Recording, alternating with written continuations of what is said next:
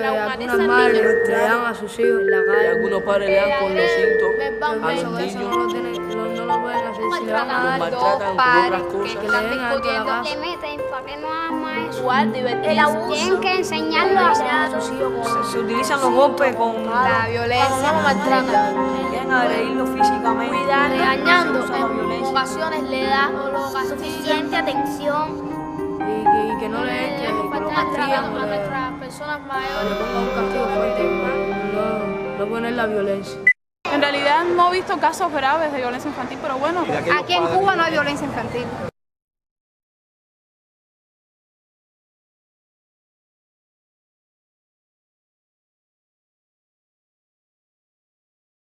Porque la violencia está haciendo mucho daño entre ellos. No, aquí no. Tengo una opinión que en este país no hay violencia. Que es algo horrible, que debe ser eliminado, se deben tomar medidas drásticas porque realmente es muy duro, pero si hay violencia entre los adultos, la infantil es peor.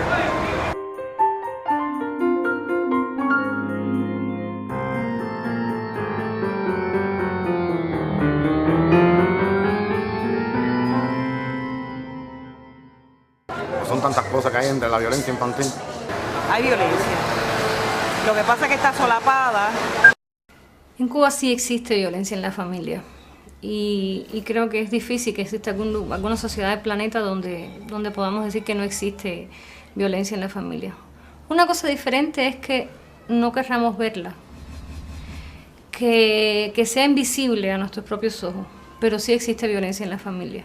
Y los estudios, las investigaciones que hasta ahora se han realizado han mostrado la existencia de todas las formas de violencia que han sido identificadas en otros países también. Se entiende por violencia cualquier tipo de daño, agresión, sea esta física, moral, material, negligente, en el cual hay un maltratador o un victimario que ejerce una presión o un daño sobre un niño. Esto puede ser casual, puede ser accidental o puede ser no intencionado, pero basta que exista cualquier tipo de afectación de su moral, de su integridad, del desarrollo de su sexualidad para que lo consideremos como violencia. Yo creo que es importante ya comenzar a identificar que la violencia es un problema social y de salud. Nosotros a veces presumimos de que nosotros tenemos poca. Es verdad que aquí, si tú comparas Cuba con otros países del mundo, aquí la violencia es menos. Pero eso no quiere decir que eso no sea grave. Porque con un niño o una niña que sea maltratado o que sea abusado, en este país ya para nosotros es un problema grave. Y no es uno, son más de uno. Y lo peor de todo eso, que esa violencia infantil está habitualmente oculta. Porque lamentablemente la violencia se produce fundamentalmente en los lugares donde menos debía producirse. Lo que pasa es que es invisible muchas veces a nuestros propios ojos porque también está naturalizada, porque no la identificamos, porque a veces no queremos verla y porque otras veces nos parece que no es violencia o que desde las concepciones que tenemos como seres humanos, la manera en que nos hemos socializado, también pensamos que no existe, o que las formas en que nos comportamos pensamos que no tienen nada de violencia. Podemos nombrarla o no nombrarla, verla o no verla, pero de que existe, sí existe. La violencia a los niños, eso está en primera plana, vaya. A veces he conocido padres que maltratan a sus hijos o que los tratan mal, y eso es muy desagradable. El grito, darle golpe, castigarlos, es violencia. Porque el grito no enseña. ¿Educativa? No, es un maltrato también. Un grito es algo que te hace así a los nervios. Imagínate un niño. Maltratarle, a gritar a un niño, maltratarle igual. Hay otro tipo de violencia que es más de ignorar los deseos de un niño, de tratarlo y a quererlo hacer adulto antes de tiempo o compartir situaciones domésticas que aunque no sea de maltrato físico, son de maltrato psicológico. Aquí, ahorita mismo yo vi a un hombre allí que le dio a un niño por aquí por la espalda, puede que lo vea un policía y vire la cara. La violencia puede estar desde hasta en una mirada, hasta en un gesto, en cualquier, yo diría que cualquier modo agresivo, fuerte, que uno trate a alguien es violencia. Una cadena ¿no? La violencia de casa, la violencia en la escuela también. No se fajen dentro de la escuela, pero fájense fuera de la escuela. O sea, no me importa que se fajen. Otra de las formas de violencia es la violencia verbal, no solo lo que se dice, sino cómo se dice. Por ejemplo, los gritos es una de las formas de violencia muy extendida en la sociedad cubana. La manera de dirigirse o de establecer relaciones comunicativas entre las personas que están en la familia a través de gritos es una de las formas que aparece más naturalizada, como que más invisible, como que no se identifican los efectos que puede tener la violencia verbal. Que a veces la gente no sabe lo que es maltrato y cree que el maltrato es agarrar a un niño y torturarlo. No, eso ya es el colmo del maltrato. Sin embargo, por ejemplo, en un momento determinado, ofender a un niño de una manera muy cruel, muy violenta, ponerle epítetos que no le corresponden, gritarle, eso también es un maltrato. Hemos visto estos casos. Hemos visto casos muy tristes, muy serios. Hemos visto cómo a veces un niño, para los adultos, discutir una vivienda, a lo mejor entre mamá y papá, el niño está en el centro como objeto de toda esa violencia y de un divorcio mal llevado, mal concluido. El maltrato por permisividad es aquel que se le permite hacer todo lo que quiere y no le ponemos límites, lo estamos educando en un mundo que no existe. Hay otras formas de violencia que tienen que ver con el no hacer. O sea, violencia no es solo actuar, sino dejar de actuar. Por ejemplo, he visto un niño que se cayó de un balcón, un niño de 2 años que se cayó de un balcón de un primer piso. Eso no es un accidente, como decía el profesor Jordán, eso es una negligencia, porque un niño no puede estar solo en un balcón con 2 años. O que lo atropelló un automóvil en medio de la calle a un niño de 3 años. ¿Qué hace un niño de 3 años solo en la calle? Eso es negligencia y eso es maltrato. Y ahí están las historias que hablan de todos estos pacientes hospitalizados que hemos tenido acá en algún momento y que están tanto de la consulta como de ingreso. La familia, esto es un caso real. Dibujó una bola del mundo bien hecha, un niño inteligente, una bola del mundo donde aparecía el continente americano, aparecía la islita de Cuba, aparecía una figurita pequeñita así, humana, en forma de monigote y un cohete. Es decir, los montó todos en el cohete y los lanzó para otra órbita que no fuera la órbita donde él estaba. Bueno, hemos visto padres que han hecho abuso lascivo de sus hijos. En el hogar, esa frase que siempre decimos, hogar, es dulce para algunos niños y es muy amargo para otros. Un tío, un abuelito, un vecino, hacia el adolescente, hembra o hacia el puber, hembra o varón, porque no escapan los varones tampoco, a veces del abuso lascivo. Cuando hablamos de esto pensamos nada más hacia la mujer. No, hemos tenido abuso también lascivo en varones.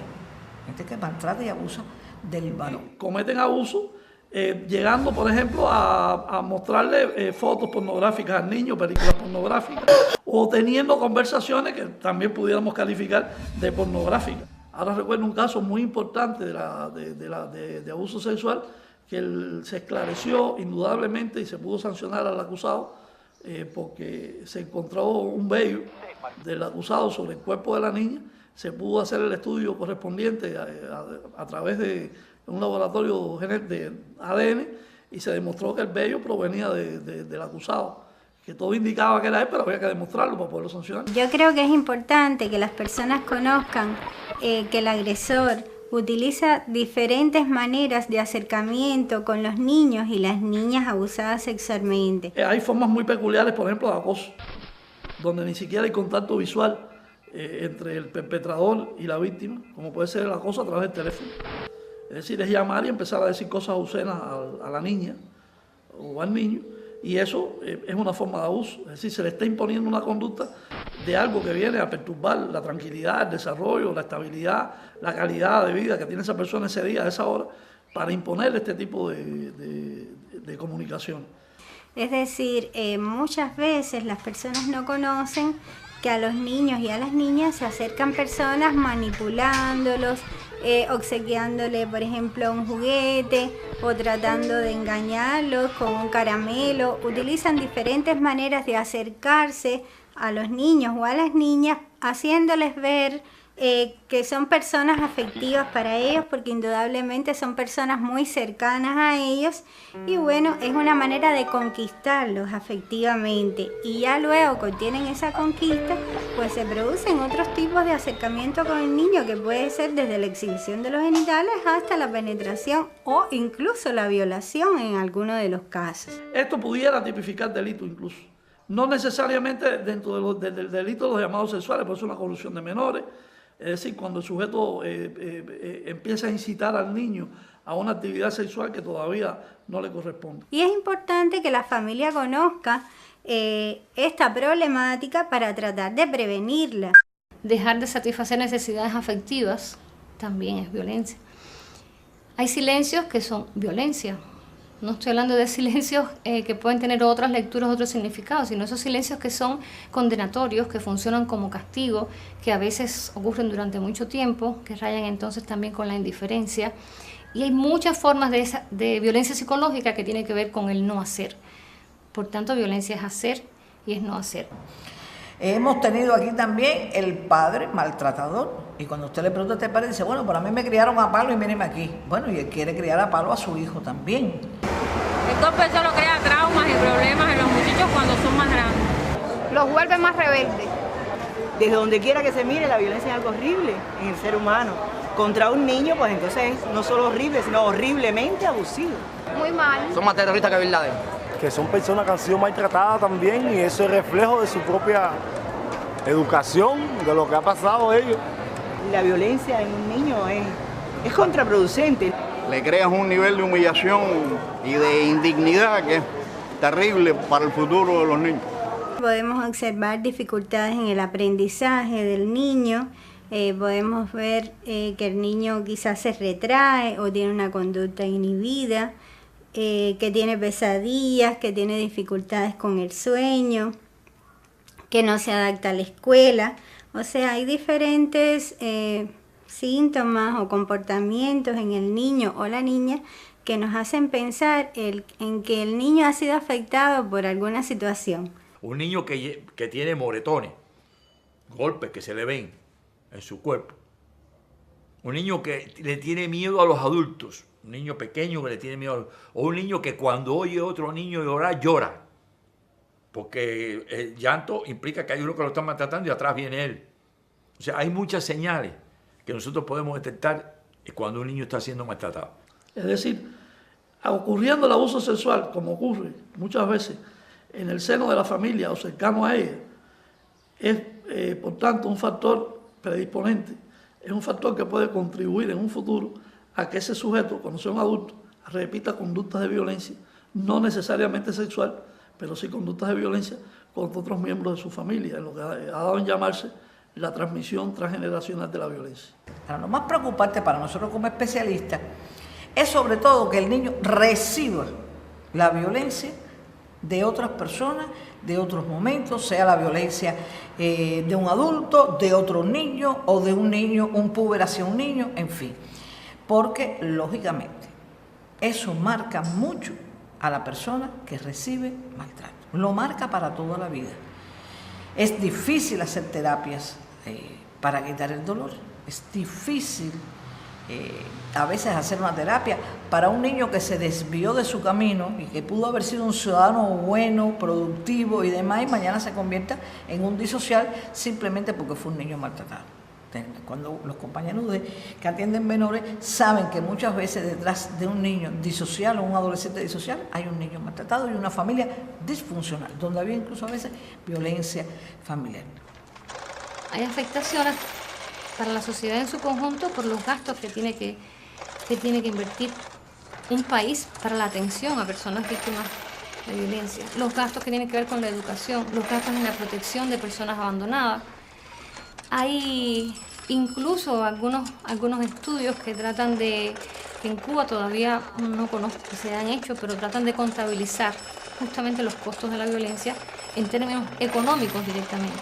Las afectaciones laborales para las personas que tienen que dejar de trabajar o trabajan a media capacidad o a media máquina producto de las consecuencias.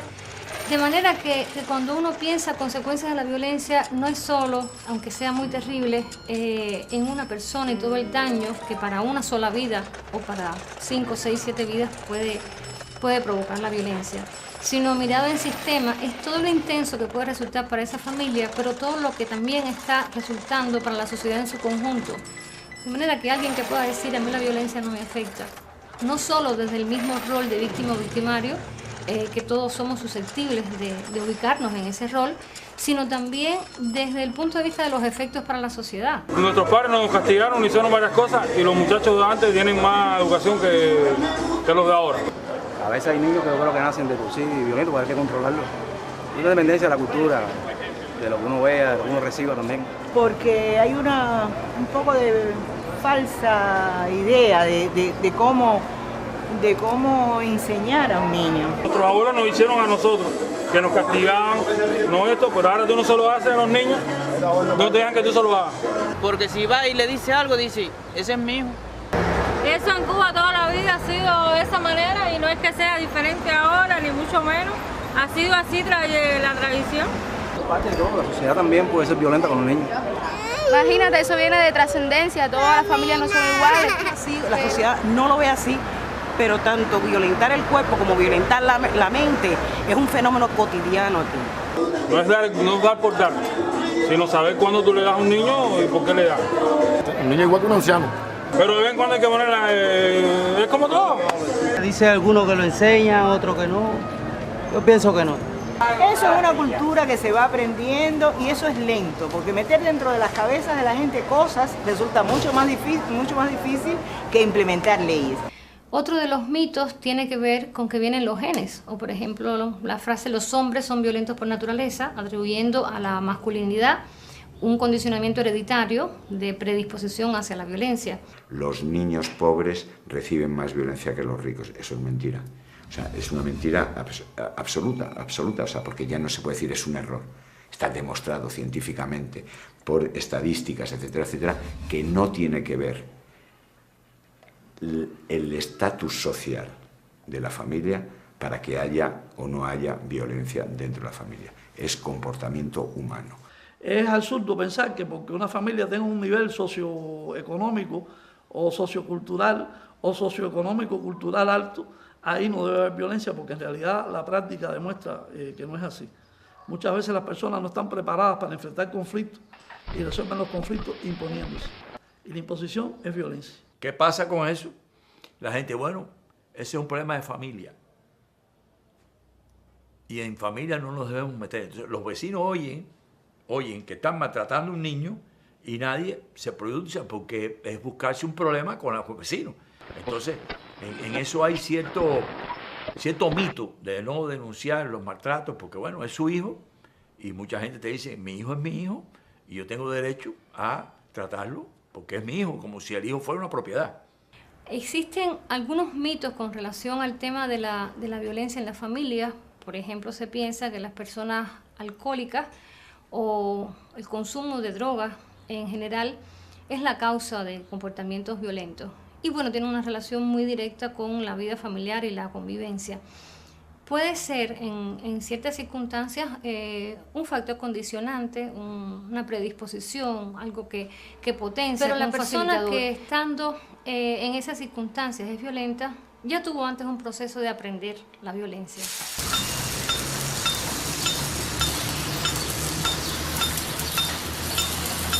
La Federación por su estructura es una organización comunitaria. Por lo tanto, tiene varias vías para hacer ese trabajo de prevención.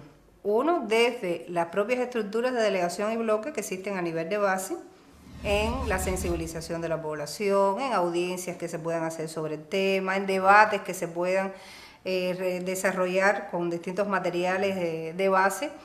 Y tiene también una vía, que son las casas de orientación a la mujer y la familia. Son de más reciente creación, que llevan 20 años, no tienen el mismo tiempo de existencia de la propia organización. La federación es muy sensible en esto, pero no hace falta que el gobierno, como entidad, como institución, como equipo que desarrolla la actividad multidisciplinaria, eso no puede ser de la federación solamente, porque si no estaríamos repitiendo el patrón patriarcal, que los problemas de familia, intrafamiliares y problemas son para las mujeres.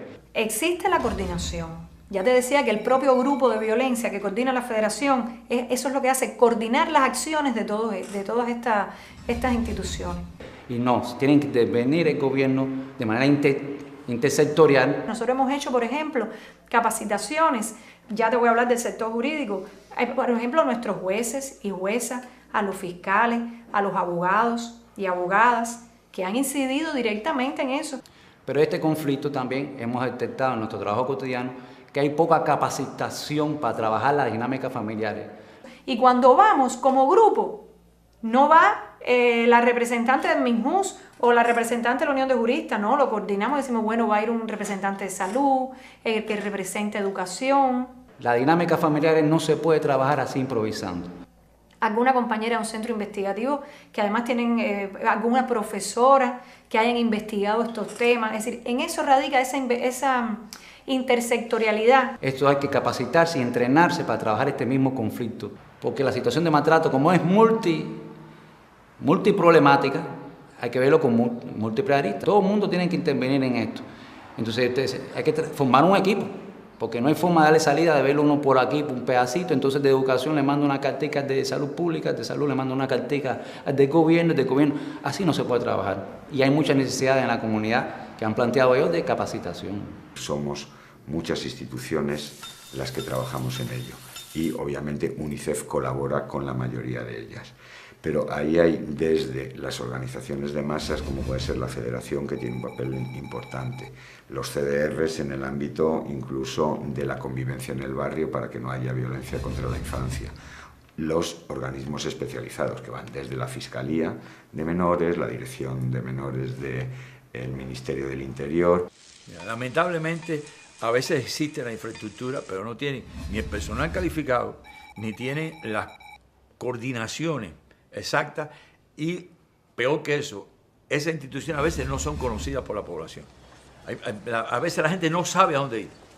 Y eso hay que divulgarlo porque la gente tiene que saber a dónde acudir buscando ayuda en un momento en que haya una situación. Nosotros con todos ellos colaboramos estrechamente en analizar cuál es la situación, qué medidas hay que tomar y sobre todo cómo rehabilitamos a la víctima, que ese tiene que ser el objetivo final. Y tú no tienes elementos legales que te amparen para en un momento determinado informar determinadas cosas. O sea, hay cosas en las que todavía nosotros tenemos que trabajar un poco más. En el tema, por ejemplo, de la divulgación, tenemos el proyecto de divulgación de los derechos del niño.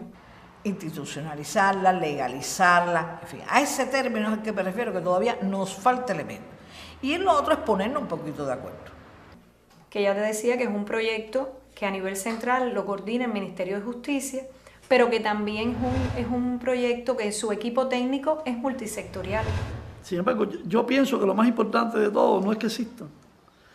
Están los organismos del sector jurídico y otras instituciones que trabajan directamente con la juventud y la infancia, como es el Ministerio de Educación, el Ministerio de Salud Pública, el Centro de Estudio de la Juventud, es decir, que la Federación de Mujeres Cubanas. En concepto. Participan en este proyecto de divulgación y tiene sus oficinas provinciales. A los casos de violencia familiar en Cuba, una atención especializada, específica para este tipo de dificultad, no la tenemos. Es que realmente se requiere de una coordinación, si tú quieres, científicamente orientada, pero además individualizada cada caso, para poner en función de cada niño victimizado, en la medida en que su individualidad lo requiera, la concurrencia, los esfuerzos, el que sean objeto de trabajo de cada una de estas estructuras que existen. Ya muchas personas, cuando tienen determinadas dificultades, dudas o conocen de determinados casos, van a donde están las coordinadoras provinciales de este proyecto de divulgación. Y también se les da el cauce con la fiscalía que corresponde. Para mí, de la pertinencia de varias disciplinas, no solo de psicólogos y psiquiatras, hace falta el derecho también para garantizar que las personas estén protegidas. Hace falta la pedagogía, la educación en sentido amplio como Pablo Freire, la educación popular, de educarnos todos y adultos, no solo a los menores. Es necesaria también la participación de especialistas de medios de comunicación. La televisión es un medio de difusión masiva y lo mismo puede prevenir que puede también propiciar cualquier cosa, lo que sea. Es preocupante. Bueno, las películas todas son violentas, es una barbaridad lo que hacen con las películas. Lo que están viendo en la televisión y las cosas que están pasando en los hogares. Las novelas van creando una violencia latente que hay y que las personas explotan en un momento. Bueno, los medios de comunicación tienen un papel importantísimo en esta batalla. En primer lugar, tienen que afinar la puntería en cuanto a los mensajes y los tipos de mensajes que se realizan en los distintos medios de comunicación que existen. Hacia quién van dirigidos, si es al maltratador, si es al niño maltratado, si es a la sociedad, si es a los maestros, en fin, el mensaje tiene que estar muy bien elaborado, pero que sea entendible también. O sea, no puede ser un mensaje con códigos que sean entendidos nada más que por los de entendido, igual que la redundancia. Entonces, también las series televisivas que se hagan para los adolescentes, para los adultos en general, el mensaje también debe estar dirigido a evitar este tipo de fenómenos y no a potenciar, digamos, las escenas donde está el maltrato, sino más bien cómo ir a las raíces de ese maltrato, cómo prevenir ese maltrato. Es necesaria la participación de personas que trabajan, por ejemplo, en cuerpos como la policía. Es necesaria la participación de médicos, no solo psiquiatras y psicólogos, sino también, de manera que se necesita de muchas disciplinas, pero se necesita también de muchos sectores sociales para articularlo. Se necesita atender no solo a las personas que vienen en esa condición de víctima a una institución de salud, sino también a los victimarios. Por esas razones yo diría que no contamos con instituciones especializadas en esa atención. Habría que articular esas fortalezas, habría que buscar y establecer una ruta crítica para las personas que van buscando ayuda por los casos más graves o cuando sencillamente se ha destapado, se ha traspasado el no denunciar, el no visibilizar, sino se pasa justamente al otro paso. Debe de haber una ley para eso, vaya, porque... No la conozco. Bueno, los padres que le pegan a los niños en la calle, en mal lugar, en cualquier lugar de su cuerpo, debe haber una ley que los sancione. No está legislado, pero sí los protegen. Sí, vamos, UNICEF, si hay algo que tiene claro en Cuba, es que no hay vulneración de derechos del niño. O sea, vulneración de derechos del niño, siempre habrá un niño que sufra. Lo que hablamos es en general. En general, desde hace muchísimos años en Cuba, la infancia fue una prioridad. De ahí que siendo un país, como decimos, pues de economía en desarrollo propia del Caribe, es decir, de una economía comparada con los países desarrollados, una economía pobre. Yo en realidad no conozco una ley que exista contra eso, pero si se pudiera poner... Debe existir. Si existe no la conocemos, ninguna. Bueno, aquí en Cuba eso es difícil. Esto no depende solo del Estado cubano. El Estado hace leyes, el Estado hace instituciones, el Estado hace normas, pero nosotros los seres humanos somos los que lo llevamos adelante. Son los hombres y mujeres de nuestro pueblo quienes llevan adelante esas normas y todo lo que institucionalmente debemos hacer. Y no siempre lo hacemos bien. Muchas veces nos pregunta la gente, ¿no? Bueno, es que ustedes solo hablan de los derechos y nunca hablan de las obligaciones de los niños, y todos los niños ahora en casa llegan y dicen, tengo el derecho a jugar, y tengo el derecho a que me quieras, y tengo el derecho tal, pero no conocen las obligaciones. Y yo digo, no, es que las obligaciones son los derechos. Bueno, usted puede coger el periódico y que vamos a leer un artículo que sale sobre los derechos, o puede tomar una revista Pionero, una revista Sun Tzu, una revista Mujeres y hablar sobre los derechos. El problema no es conocerlo, el problema es hacerlo efectivo. ¿Entiendes? Es llevar a la práctica de todos los días eso que está escrito en algún lugar. Se puede decir que esto no es solo que el Estado haga regulaciones, leyes, publique los derechos del niño, lo ponga en un spot en televisión. No, también debe estar la población en general educada, preparada para saber cómo actuar para no violentar esos derechos del niño. Sí, yo pienso que sí, que se pudiera hacer una legislación en el sentido que pueda mejorar la conducta y una forma de enseñar a los padres a manipular a la educación de los niños, ¿me entiendes? Debe haber, yo no conozco para decirte no, esto no, pero debe haber una ley que los proteja. Sí. ¿Cuál es? Bueno, no te puedo especificar ahora. No existe, no existe. Yo de leyes sé muy poco. En Cuba existen muchas leyes, lo que no explicitan que no se le puede dar golpe a un niño. Así que no le puedo hablar de eso porque no... Somos del criterio que se debe hacer un estudio para particularizar aún más todavía el respeto y la protección de esos derechos del niño, porque por ejemplo las lesiones en sentido general es castigada para cuando cualquier persona lesiona a otro semejante. Sin embargo, pienso que se debe particularizar en el caso de cuando la lesión se produce o el maltrato se produce con respecto a un niño. ¿A qué vamos a llamar maltrato infantil? ¿Qué amplitud le vamos a dar a ese maltrato infantil? ¿A qué le vamos a llamar violencia como tal? Porque a veces no siempre coincide. ¿Qué vamos a hacer con ese niño maltratado? ¿Qué seguimiento le vamos a dar después? Porque hoy lo vemos en el momento del maltrato. Bueno, y después va a una consulta. ¿Con quién? ¿Con el mismo agresor? A veces se habla, por ejemplo, de crear una ley contra la violencia doméstica, pero quedarían fuera de ese campo otros tipos de violencias que se cometen no solo en el ámbito doméstico, sino también en la calle, en las escuelas, en los centros laborales, donde también los niños trabajan, porque aquí la edad laboral es desde la de 17 años y la Convención Internacional de los Derechos del Niño establece que toda persona es niño hasta que cumple los 18 años de edad. Que hay que meter preso a todo el que se coja para eso. Que si erradicaron la pena capital, en ese caso... Son abusadores, hay que castigarlo, ¿entiendes? Sancionarlo. Deben ser castigados por la ley. Debería pensarse en hacer una ley que proteja a los niños contra esos padres. Los pocos que existen, la ley que los sancione. Una cosa es que tú implementes la ley y otra cosa es que se cumplan. Eso ya es. No hay esa presión. Yo no estoy de acuerdo con eso. Si hubiera una ley, aquí tuvieran presos millones de padres que maltratan a sus hijos. Yo soy de las que considera que sí, porque aunque no sea abogada, pero hasta ahora de lo que he trabajado con relación a la investigación, pienso que una ley específica de violencia intrafamiliar ayudaría a visibilizar el fenómeno y que esa ley también se concentrara más, sobre todo desde lo preventivo y lo educativo, y no desde la represión a ese tipo de conductas, y teniendo en cuenta la familia, comunidad de análisis. Hay muchos temas todavía sobre el cual tenemos que hablar, tenemos que debatir, tenemos que discutir y tenemos que ponernos de acuerdo. Por eso decía que esto es un problema multifactorial, esto no lo puede hacer una sola persona, ni una sola institución. Esto tenemos que sentarnos todo el que tiene que ver con niños y adolescentes. Yo pienso que sí, que hay que hacer revisiones, que aunque tenemos legislaciones muy protectoras, sobre todo de la infancia, pero hace falta más.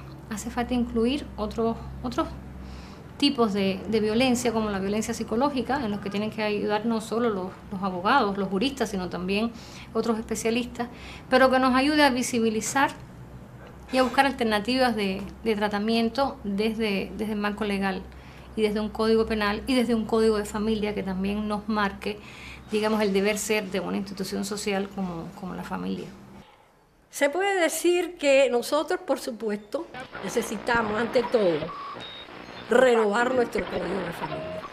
Un Código de Familia promulgado en 1975, que fue en su momento histórico un código muy de avanzada, pero que ya el paso de los tiempos lo ha hecho quedar un poco a la saga de las instituciones renovadas a nivel de derecho comparado. Pero en el ámbito familiar, en el ámbito doméstico, nosotros no hemos enhebrado, vamos a decirlo de alguna manera, todos los principios fundamentales que contiene la Convención Internacional de los Derechos del Niño en cuanto a la concepción del niño como sujeto de derecho, en cuanto al niño en la concepción también de su capacidad progresiva, es decir, cómo el niño va ganando gradualmente una capacidad como un adulto, convirtiéndose en un ciudadano y no en un menor, como está catalogado incluso todavía en las leyes civiles y de familia. De manera que en ese ámbito de la regulación jurídica de los derechos del niño y de la el cumplimiento de esos principios fundamentales de la Convención, como es la concepción del niño como sujeto de derecho, como es el hecho de que el niño tenga derecho a ser escuchado, lo que se llama la audiencia necesaria del menor en cualquier proceso que le compete. Nosotros todavía estamos a la saga, a nivel, si se quiere, y que me permitan decirlo con toda franqueza, a nivel casi mundial. Y yo pienso que eso hay que prestar oídos y ser un poquito más cercano a esa problemática. No cogerle miedo a la problemática. No tenerle miedo a la palabra violencia. Porque de todas maneras, el que convive con la violencia la sufre. Por lo tanto, aquí, ¿a qué estamos evitando? O sea, ¿la evitación a qué es? Y yo creo que sí que hay que reconocer que hay una violencia que no está aceptada de que es violencia y que hay que eliminarla. Y se puede eliminar. Entonces, pongamos todos los recursos, pongamos todos los medios, generemos debates nacionales, locales, provinciales, es decir, esto es una aberración. ¿Cómo vamos a pegar a un niño? O sea, a ver, o a una mujer, o entre hombres, es decir, pero es que la violencia es estúpida, o sea, es que no soluciona nada. Entonces, si es estúpido, acabemos con ello, pero eso es todos los días 24 horas de acción, no puede ser una campaña contra la violencia. Por supuesto es importante esa campaña, pero esa campaña tiene que tener una ramificación de acciones que sean 24 horas en todos los focos, en todos los puntos del Estado cubano. Es la única forma de acabar con ello. En Cuba, o en China, o en España, o sea, donde sea, las acciones tienen que ser permanentes, prioritarias, constantes y modélicas en el sentido de reflejar modelos de conducta. No, eso está mal. No, está mal porque, bueno, ¿cuál es la conducta adecuada? Cómo esta situación resuelta con violencia se puede resolver muchísimo mejor sin violencia y además logra resultados mejores. Bueno, enseñar que la no violencia es más rentable a todos los niveles que la violencia. Con la violencia hay que acabar, no hay otra, o sea, acabar con ella. Yo pienso de todas maneras que hay que oír a los niños. Es decir, yo pienso que para trabajar, para evitar la violencia, lo primero que hay que es oír a los niños. Y preguntarle a un niño si él ha sido objeto de violencia. Porque los niños sí son capaces de expresar lo que piensan y lo que sienten. Y su interpretación de esas violencias y cómo lo perciben y cómo lo verbalizan. Y que no seamos revanchistas con los niños cuando los niños son capaces. Y que es muy doloroso, por último, que entre los derechos del niño, el primer derecho, hay niños que nosotros no han expresado como primer derecho a que me quieran. Entonces creo que eso es algo que hay que rescatar.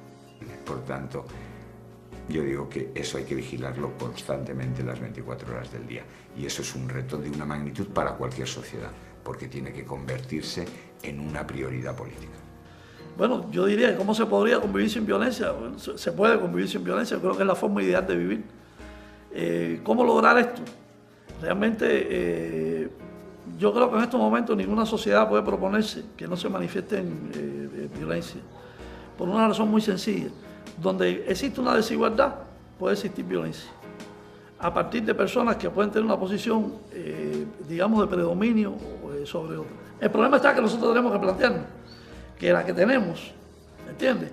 Dada la sensibilidad que existe en nuestra sociedad en relación a los problemas de la infancia, debe sonar más, aunque sea menos. Y mover a más interés y mover a la coordinación de algo que si yo me siento con cualquiera con un papel en la mano, vamos a ver qué es lo que hace falta, te darás cuenta que no hace falta ninguna inversión económica, ni hace falta nada económico, como no sea una polarización de las cosas que ya están. Es simplemente organizarse en función de eso. No hace falta mover nada, ni siquiera hace falta plazas de trabajo. Es simplemente un enfoque hacia ese problema. Yo soy patológica de optimismo. Yo pienso que sí.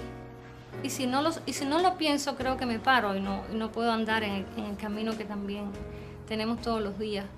Si es aprendida, se puede hacer diferente. Se puede cambiar. Las personas podemos ser diferentes, podemos ser mejores personas cada día.